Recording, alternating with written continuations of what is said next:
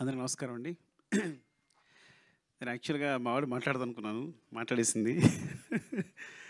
నేను చెప్పాలనుకుందా చెప్పేసింది. ఆహ్, తను సుకృతి సింగింగ్ అంటే చాలా ఇష్టం. ఐ థింక్ తను నైన్త్ మంత్‌లోనే పాడడం మొదలుపెట్టింది. బట్ యాక్టింగ్‌కి సంబంధించి ఎప్పుడు లేదు. కానీ పద్దక్క, సిందక్క వీళ్ళిద్దరి గురించి చెప్పాలి. అసలు మామూలు జర్నీ కాదు అసలు. ఓ ₹5000 సినిమా స్టార్ట్ చేసింది. ఈ అమ్మాయేమో సినిమా రాసుకుంది.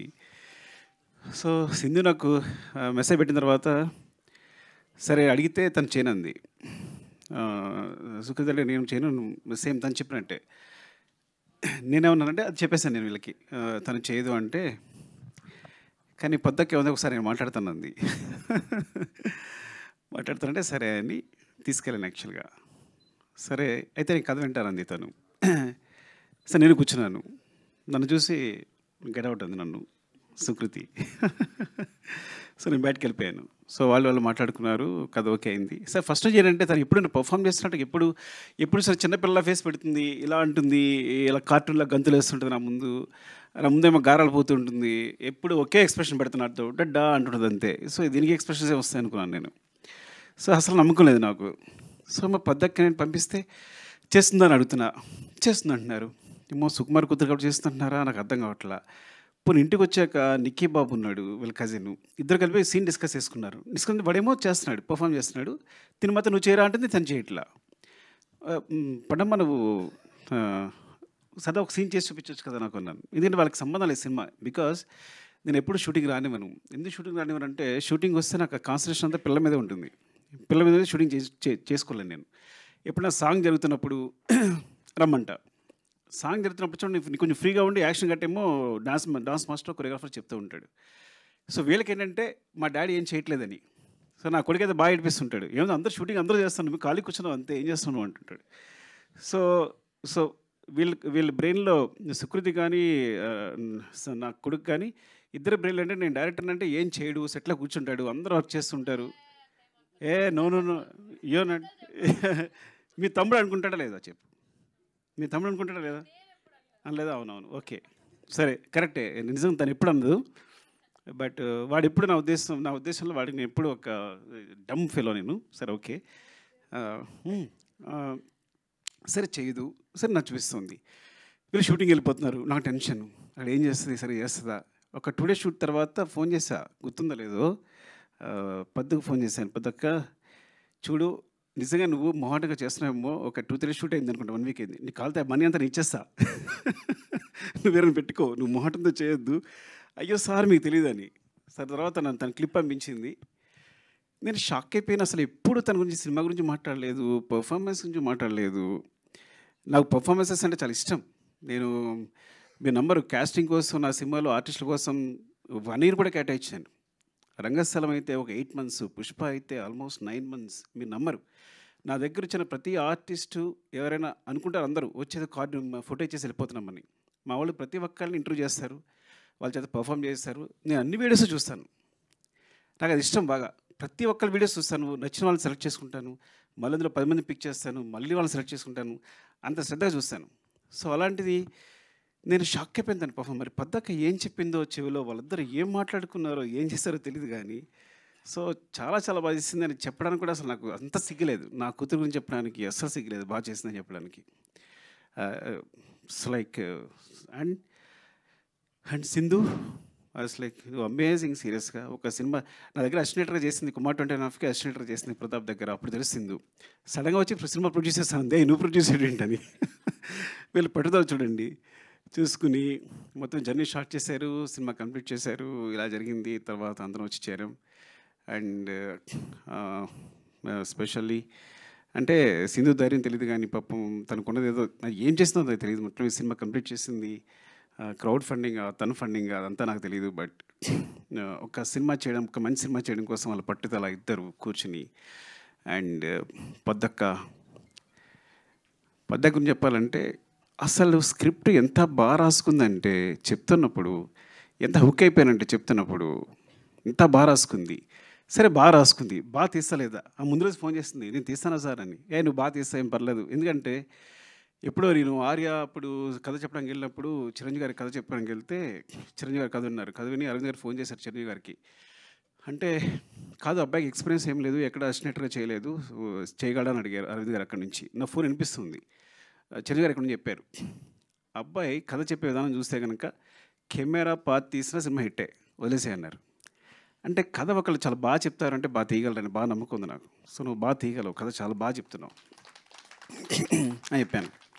సినిమా చూశాక ఎంత క్లీన్ షార్ట్ డివిజన్, వాళ్ళకున్న తక్కువ టైము తక్కువ డేస్లో ఎంత బాగా అందంగా కథ చెప్పింది అంటే చాలా మంచి రైటర్, సూపర్ రైటర్. అసలు ఎంత బాగా చెప్పింది అంటే మళ్ళీ సినిమా మొత్తం చూసిన తర్వాత కూడా నేను ఇట్స్ లైక్ ఈ అమ్మాయి ఎక్కడికి వెళ్తుంది డెఫినెట్గా, ఇక్కడ ఉండదు, షీల్ వండర్స్ చేస్తుందండి. అలాగే నిజంగా బెలారస్ కదా, Belarus festival this great achievement. అంటే టోటల్ ఫిల్మ్ ఆఫ్ ది ఒక బెస్ట్ ఫిల్మ్ రావడం, జ్యూరీ తరఫు నుంచి కూడా బెస్ట్ ఫిల్మ్ రావడం అనేది. అండ్ పొద్దక్క థ్యాంక్స్ ఫర్ దిస్, బికాస్ సుకృతిని క్యాస్ట్ చేసినందుకు చాలా చాలా రుణపడి ఉంటాను. తను ఒక మంచి మెమరీగా మిగిలిపోతుంది సినిమా అనేది. సింధు పద్దు మీ ఇద్దరికి థ్యాంక్స్ చెప్పాలి. తర్వాత మా వాడికి కూడా థ్యాంక్స్ చెప్పలేను నేను విషయంలో మాత్రం. అందరికీ అంటే పేరు పేరున అంటే నేను ఏం మాట్లాడకుండా చేశారు, ఏం మాట్లాడడానికి కూడా లేకుండా చేశారు, వాళ్ళందరూ అన్నీ మాట్లాడేసి క్లియర్గా. పద్దాకైతే మరీ వివరించి చెప్పేసింది సింధు అందరూ. అండ్ చక్రపాణి గారు థ్యాంక్ యూ అండి. And Lavanya thank you. నేను ఫస్ట్ టైం అంటే నా సినిమాలో క్యాష్ కానీ నా కూతురు ఇంకొకరు మదర్ ఫాదర్ అంటే చూడడానికి నాకు నాన్న అని అంటుంటే అమ్మ అంటుంటే నాకు ఇక్కడ గుండెలో గుచ్చుకుంటుంది. అంటే ఫస్ట్ టైం ఆ ఫీలింగ్ అనమాట, వేరే సెపరేట్గా ఉందన్నమాట. సో ఎంత it's like very good casting కూడా. ఎంత ఆర్టిస్ట్ అందరూ. రఘుగా ఆయన పేరు, ఫాదర్ పేరు రఘు. నెక్స్ట్ భాను అండ్ నిక్కీ బాబు. అరే ఎలా తీశారు నువ్వు, భాను నిక్కీ బాబు సూపర్ చేస్తారు మీరు అందరూ, చాలా బాగా చేశారు. అండ్ స్పెషల్లీ చెప్పాల్సింది అండ్ శశి గారి సినిమా చూసిన తర్వాత నవీన్ గారు యూఎస్లో చూసి ఏమండి సినిమా చేద్దామన్నారు. ఇంత మెగా ప్రొడ్యూసర్స్ ఒక మంచి సినిమా చేయడానికి ముందుకొచ్చి సినిమాని తీసుకుని భుజాల మీద వేసుకుని రవి గారు, నవీన్ గారు థ్యాంక్ యూ సో మచ్ అండి. మళ్ళొకసారి చాలా థ్యాంక్స్ చెప్పాలి మీకు ఈ సినిమా ముందు తీసుకెళ్తున్నందుకు. ఇది వెరీ నేను చెప్పినట్టు it's like so always I feel like నేను ఒక 3 గంటలు మనుషుల్ని కూర్చుని ఎంటర్టైన్ చేస్తే ప్రపంచంలో ఆ 3 గంటల్లో చాలా క్రైమ్ తగ్గిపోద్ది అనుకుంటాను. ఆ టైప్ నేను. సో నా మెసేజే ఎంటర్టైన్మెంట్. నేను ఇప్పుడు అదే ఫీల్ అవుతాను. ఎందుకు ఫీల్ అవుతాను అంటే నా బిగినింగ్లో నేను పోయిమ్స్ రాసేవాడిని, చాలా సెన్సిటివ్, చాలా నేను పోయిట్ రాసేవాడిని, కథలు రాసుకునేవాడిని, ఎవరితో మాట్లాడేవాడిని, సిగ్గు. ఇండస్ట్రీకి వచ్చాను. ఇండస్ట్రీకి వస్తే చాలా కష్టాలు పడుతున్నా, సరిగ్గా మాట్లాడలేకపోతున్నా, ఊపిరాడట్లేదు, ఎవరైనా వస్తే టప్పని లేచిపోతున్నా. ఒక ఆయన వచ్చాడు, ఏమంటే మీరు ప్రతి ఎక్కువ రెస్పెక్ట్ ఇచ్చేస్తున్నారు, ఇలా వేసి మీరు ఇండస్ట్రీలో ఉండరు అన్నాడు. నాకు అర్థం కదా. సో ఇట్స్ లైక్ అంటే ఏం చేయాలన్నా ఇప్పుడు ఇదంతా ఈ సినిమా డైలాగులు ఇవి అంత గందరగోళంగా అనిపిస్తుంది. అప్పుడు నేను మా గురుగారి దగ్గరికి వెళ్ళాను. సార్ నాకు పడట్లేదు సార్ సినిమా అనేది, నేను ఇమ్మలేకపోతున్నాను, ఏదో అంత కమర్షియల్గా ఉంది, అంత డబ్బు ఇదంతా, సో దానికోసం సినిమా చేయాలా, మనం దేని సమాజాన్ని బాగు చేసేలేమా, ఏదో అంత పెద్ద మాటలు మాట్లాడాను. ఆయన ఒకటే మాట అన్నాడు, ఒక పేపర్ ఇచ్చాడు, పెన్ ఇచ్చాడు, పేపర్ తీసుకో, పెన్ రాసుకో, ఒక కవిత రాసుకో. నేను ఎవడైనా అడుగుతాడా? నీ జీవితాంతం పేపర్స్ ఇస్తా, నీ పెన్ ఇస్తా, నీ కవితలు నువ్వు రాసుకో. సినిమా అంటే వాళ్ళు పెట్టడానికి ₹1,00,00,000 అవుతున్నాయి అనుకో, అది బిజినెస్ అయిపోయింది ఆల్రెడీ. ఫస్ట్ నువ్వు కొంత ఇన్వెస్ట్ చేసిన ఏదైనా సరే, ఈ ప్రపంచంలో కొంత ఇన్వెస్ట్ చేసిన ప్రతిదీ బిజినెస్ అవుద్ది. సో ఆ వన్ షేర్ పెడుతుంటే 1 షేర్ వెనక్కి రావాలి. So you're doing a business first. So నీ ఆర్ట్ని బిజినెస్గా చేసుకున్నప్పుడు దానికి స్టిక్ ఆన్ అయ్యిండు. అలా అయితే అక్కడికి వెళ్ళు. Your message is entertainment. మనుషులు ప్రతిదాని సమాజంలో ఆనందం కోసమే బతుకుతారు.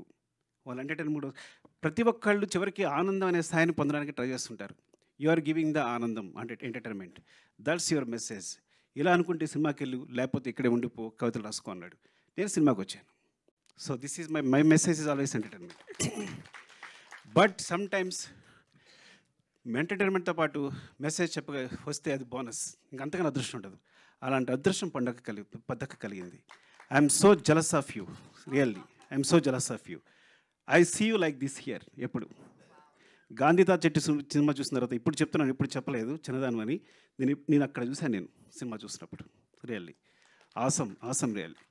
And thank you so much. నిజంగా ఇదొక మంచి సినిమా. దీన్ని 100 కోట్లు ఇవ్వండి. 100 కోట్లు మైత్రి మూవీస్ మేకర్స్ సమాధానం ఇచ్చేస్తారు తిరిగి. వాళ్ళ తరఫున నేను మాట్లాడుతున్నాను. తిరిగి.